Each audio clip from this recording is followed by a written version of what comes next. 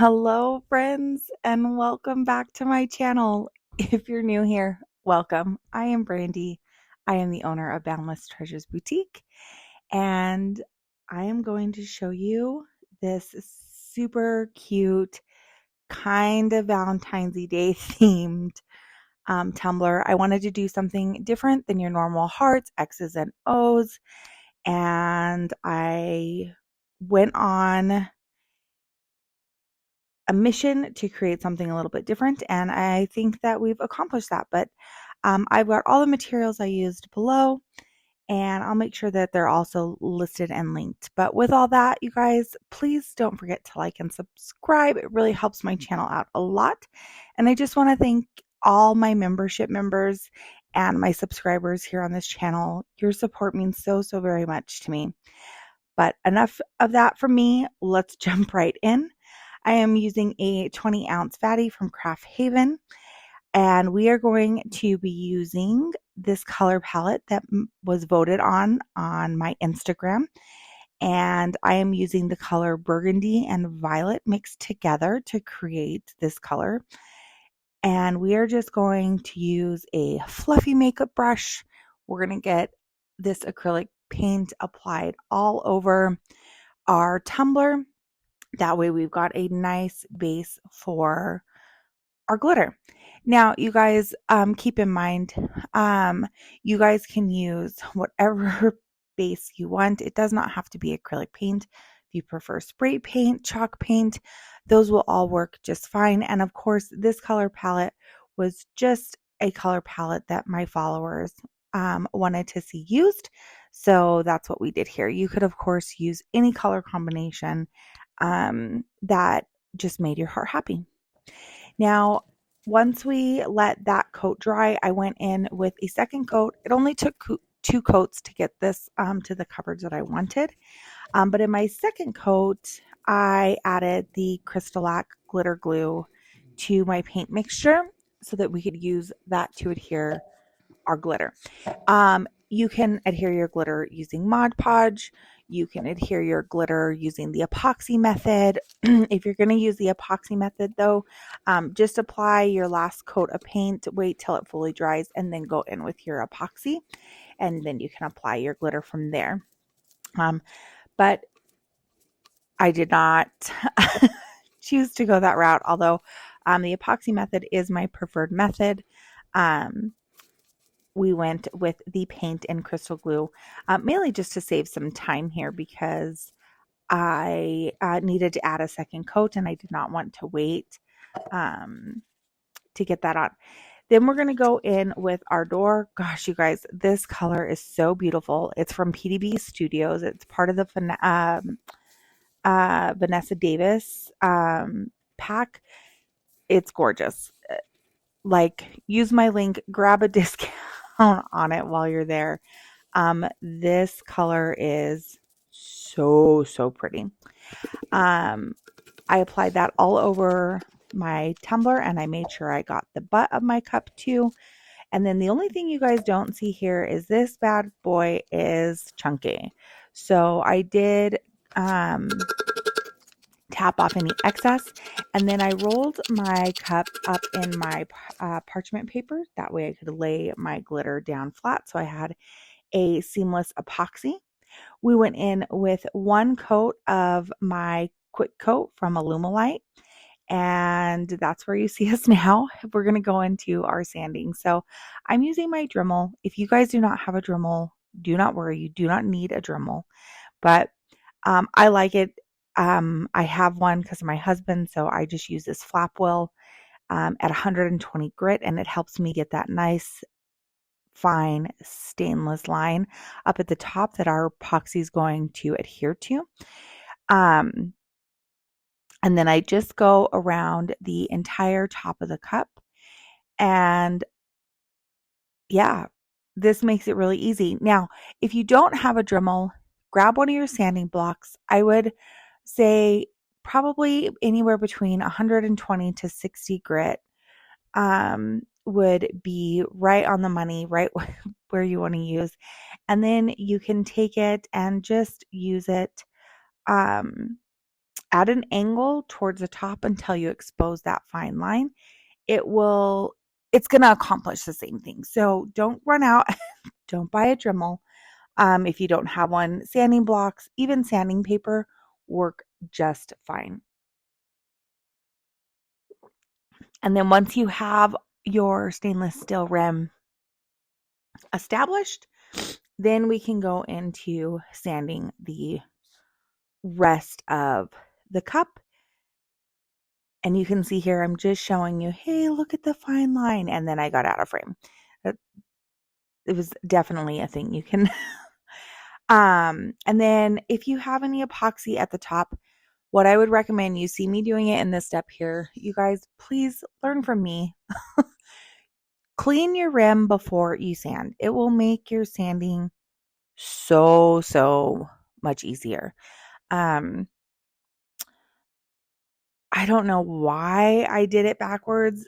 It typically doesn't ever happen, but I did. It was what it was. And after I was finished, I was like, why did you do it that way, Brandy? What the heck is your problem? But clean your rim, then go into sanding your rim. So I wish you guys could see this here, but I apparently wanted to live out of frame. Oh, here we go. So the sanding block, if you don't have a Dremel, just take it at an angle like you see me doing here, kind of, because I can't figure out my positioning on this. And that will help you expose the same stainless steel as well. And then you're going to want to use that same sanding block, and you're going to want to go over the bottom rim, and then the surface of your cup. You'll see what I mean here.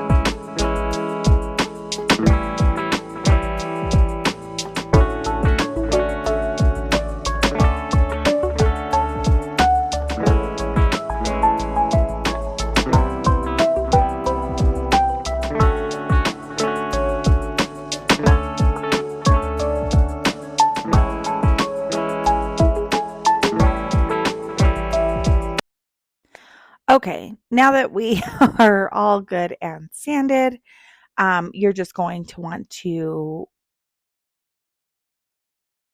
get ready to measure from here. Now, if you're measuring, always measure after you have epoxy, because it will change the width of your cup. Now, I will tell you, I measured, and you can see here, this is 11 inches. I measured, I don't know if it was wrong or what happened, but you're going to see here. And I've decided that 3 inches down was the perfect height for this. So we're going to jump into this Cricut portion. I am uploading this design that I downloaded from Danielle's exclusives. I'll link her below. And we are just going to use this drip wrap. It comes with the offset, so it makes it super easy to use. And then we are going to resize this. So I did the width at 11 and I did my height at 3. I will tell you guys, please do your width over. I wish I had done like 11.5 or even like 11.25. It probably would have worked out way better. But I had no idea that this was going to wind up as short as it did. I don't know if it was me, the cup, or the file. But whatever it was, I would recommend just sizing it a bit different. So what you see me doing here is I noticed that I can't ungroup this particular file. So I have to cut it all together. And my drips that are showing solid black on the top weren't at the 3-inch mark. So I wasn't a fan. I didn't, didn't like that. So I'm fiddling with the sizes. And then finally, once I get it to where I want it, I am able to go in and start my cut process. I used the premium vinyl. I did set the pressure to more, I probably needed more than more, because you're going to see me struggle weeding this vinyl, because it is thicker. So I would say, like, if you have a silhouette, definitely increase your pressure. If you have a Cricut, it's probably worth cutting 2 times. Anywho, look at this. Can we just talk about this? I finally gave in and bought the coveted floral vinyl pack from Flynn Sisters Supply Shop. Holy moly, you guys, it's so incredibly gorgeous. There's a reason that it sells out all the time. It's beautiful. Now, like I said, this vinyl is definitely thicker than other vinyls that I worked with. So I would cut it a little bit differently, knowing that now. But once we have this all weeded, it didn't weed badly. It was the cut that was the problem. But once we have that all weeded, I am going to start my wrap. And here is where I see and go, oh my goodness, it's not long enough. So I'm sitting here and I'm checking and I'm checking again. And it doesn't matter how many times I check, it's still not going to be long enough. So I decided I didn't want to waste this vinyl. And I didn't have another project to use it on, so we went with it. I wasn't going to put one of the decals on this cup, but you guys will see that is what I used to save the day here. Now, with your vinyl wraps, because this is going up on the top edge of your cup, what I would recommend is make sure that you bring it down just below that silver line that we sanded down to.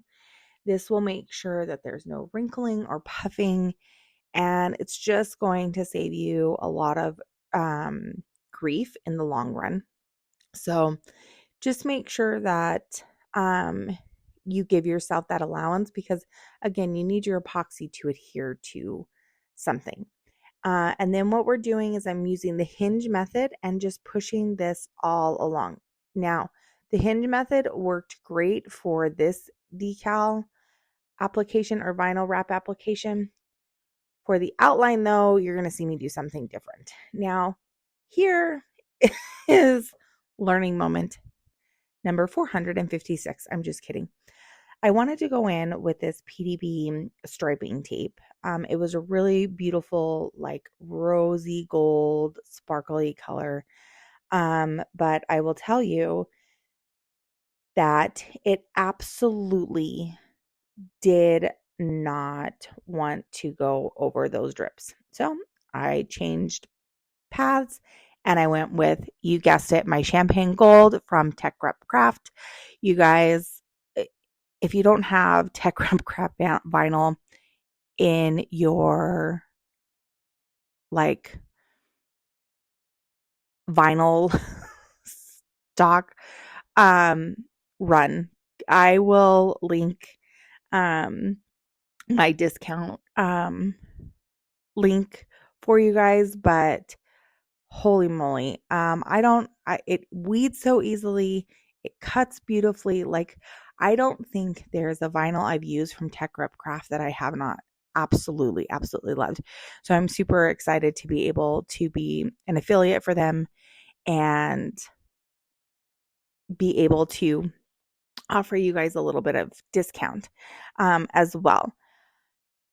And then you guys, I don't know what my deal is in this video, but I kept like pulling out of frame. So I am so sorry for that.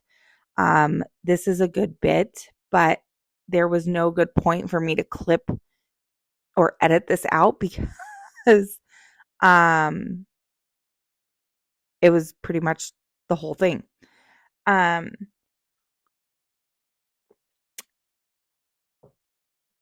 Now, what you also see here is me fixing another boo-boo with one of the drips. So I just cut the vinyl and just reapplied the strip. Okay, boo-boo number 527. Just kidding, I think it's like 3 or 4.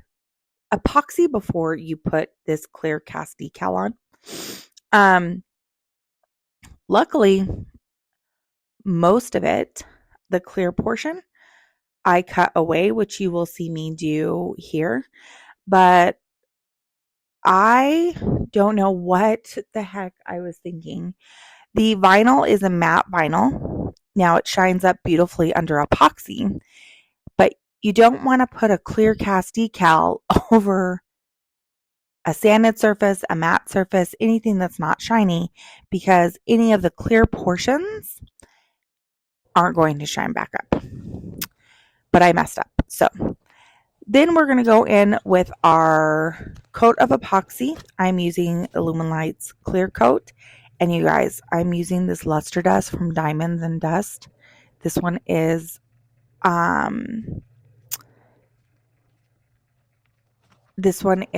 the purple opal fine flake. To die for. It is so beautiful.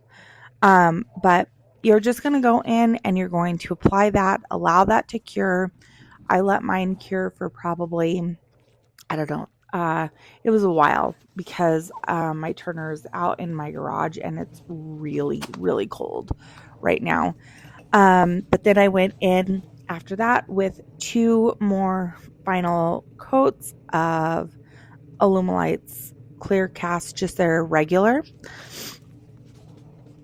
Allowed that to cure, and this cup was finished, you guys.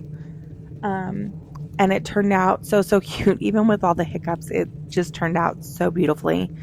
But while you guys are watching this, again, I just want to thank you guys so very much.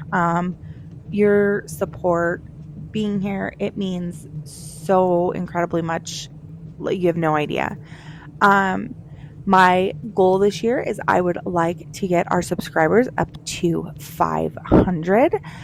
So if we do that, I want to do a really, really big giveaway because that's a huge mark for me. So be on the lookout for that. We are creeping closer and closer each and every day, which is just so very exciting. But if you guys aren't part of my free Facebook group, please come join me there. I would love to have and build a community where we can share what we're working on, ask questions. I've got a few hundred folks in there right now, and I really have been enjoying that. But I just want to create a safe space for all of us to come together and share ideas, and it doesn't have to be Tumblr related. If you guys want more, I do have an exclusive membership group that I will have linked for you all there. So if that's what you're looking for and you want to grow in your business or your designs a little bit differently, you can definitely join me over there. But y'all, this is the finished cup. And like I said, she turned out so beautiful. Little Valentine's Day-y, but not super Valentine's Day-y. All right, guys. Thank you so much. I just appreciate each and every one of you. And I will see you guys in 2 weeks. Bye now.